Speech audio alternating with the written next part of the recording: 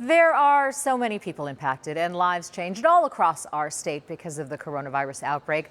Right now, some of those hit the hardest are living on the Navajo Nation. ABC 15's Cameron Polam showing us how one family is dealing with this fight, both on the Navajo Nation and right here in the Valley, risking it all for the community they love so much.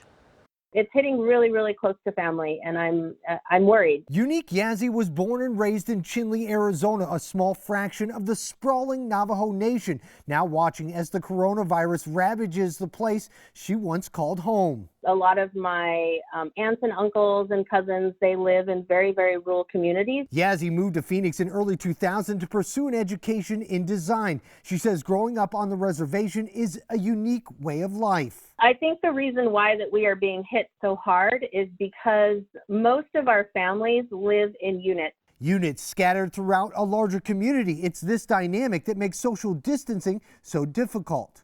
You can have like your aunts, your uncles, your grandmas, your cousins living around you within 100 feet to 500 feet. If one person gets coronavirus, it can easily spread throughout that unit. She says most don't even have addresses, forcing them to pick up critical supplies and deliveries at P.O. boxes. And a P.O. box is a place of, where people come together, and there's a lot of people moving, and it's all in the same area. Yazzie's mother, Bertha, is a teacher for Sanders Unified School District on the reservation, working directly with special needs students on a daily basis. Hardly any of the kids have internet at home. They don't even have cell phones. Their homework and their schooling comes to them on a daily basis. Her mother is physically handing those assignments out along with lunches despite only having homemade PPE. My mom has, told me that she's afraid for her life.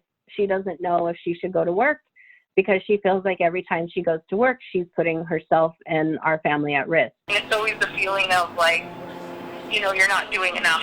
Danae Becks, Yazzie's sister, is a dietitian at the Fort Defiance Hospital, her clinic now serving patients over the phone. It's been really difficult trying to get a hold of our patients just because the phone service isn't what it is like out in the city. Without proper care, medication, nutritious food, and clean water, she says it paints a dire picture once the coronavirus is contained. We're going to see just a surge in uncontrolled chronic diseases, uncontrolled diabetes, uncontrolled cardiac heart failure. Back in Phoenix, Yazzie is putting her design education to work. So we have about 9 printers going right now, 9 3D printers, printing day and night. She, along with several others, are making face shields, 300 so far, 1,000 by the end of the month. These face shields are designated for Navajo and Hopi communities. Communities now battling an invisible enemy, one that could define the future of all who called this precious land home.